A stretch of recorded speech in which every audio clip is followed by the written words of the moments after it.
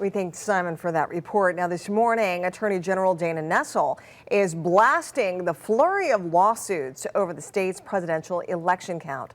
She accuses the Trump campaign of judge shopping by filing its latest suit in federal court on the more conservative west side of the state. Many of the affidavits included are handwritten. They are from people who claim to have been poll watchers tossed out of the vote count at TCF Center in Detroit last week. Firstly, either there's no evidence to support their claims, or their claims are demonstrably false. And in addition, even if true, which they're not, these claims would not change the results of the election in Michigan. The Trump campaign wants to stop certification of the results showing President-elect Joe Biden won Michigan by more than 140,000 votes. Meantime, Georgia's Secretary of State announced that the state will audit its results for the presidential race. The state will be recounting the millions of ballots cast in the state by hand because the election was so close. Right now, Joe Biden is winning Georgia by 14,000 votes.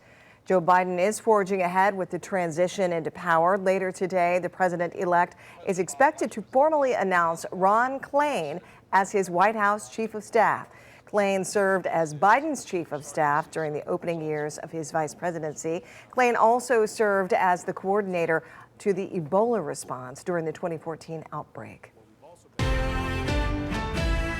Now to growing concern over the COVID-19 surge. This morning, we are expecting an announcement from some of the top health leaders here in Michigan. That'll be happening during a virtual news conference at 9:30.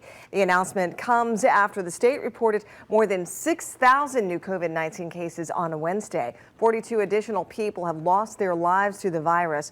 Right now, there are nearly 115,000 active cases of COVID-19 in our state.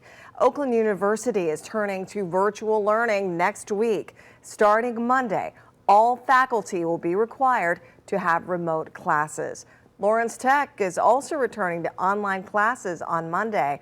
The residence halls and dining services will remain open for students.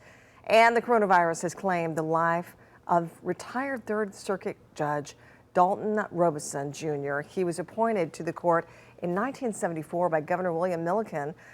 Robertson is survived by his daughter, son, and 2 granddaughters. He was 83 years old.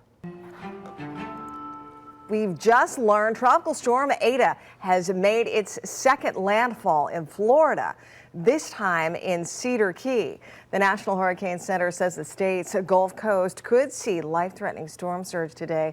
Parts of Florida are already dealing with flooding this morning. Eta is the first tropical storm to make a November landfall in Florida since 1998. I tell you what, Kevin, this record-breaking hurricane season, it needs to slow down. And there's another area that the Hurricane Center is watching too. That's just south of Puerto Rico, and that one could be another named storm. That would be probably in the next 3 to 4 days or so. So we'll keep you updated on what's happening in the tropics. But here it is. This is Tropical Storm Eta. Right now, winds up to 50 miles per hour.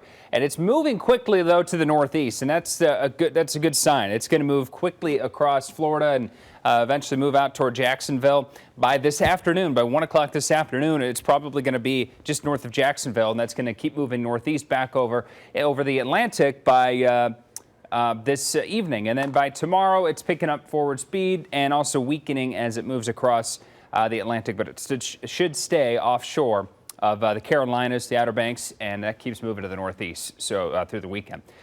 Today, it's a cold morning for us. We have temperatures that are below freezing. It's in the upper 20s in Howell right now, 28 degrees in Flint, and also Lapeer, 29 in Mount Clemens. So it's below freezing for most of Metro Detroit, and it's about 33 degrees in Detroit right now. So it's a really cold start. The cold air has definitely moved in, and we're going to feel it through the day today. But the wind will be light today, and the sun's going to be out. And we know that helps, and that goes a long way in the afternoon whenever it's around 50 degrees, as long as the wind is light and the sun is out. And that's the kind of day we're going to have. So make sure you have a hat, gloves. Kids have the heavy coat and a hat and gloves this morning. And by this evening, by 7 o'clock, it's going to be down to around 41 degrees. So the sun sets just before 5:15 now, and it's going to get cold in a hurry. So a high 51 this afternoon, mostly sunny. Winds out of the south By later this afternoon, only around 5 miles per hour. Tonight, not as cold, not below freezing, but it's still going to be cold in the mid-30s, 36 degrees. So some more clouds overnight, and tomorrow morning there might be a sprinkle or two in the morning before 9 a.m., but the rest of the day partly sunny with a high of 49. Going to be cold again Friday night, Saturday morning, low of 28. Now Saturday, high of 47 degrees. Chance of rain after 8 p.m. Saturday. Good chance of rain overnight after midnight and through Sunday morning and into Sunday afternoon. Some rain showers. 56 degrees on Sunday, a little bit milder, but then it gets colder for heading into the next work week. Monday, Tuesday, and Wednesday, high temperatures will be in the mid-40s.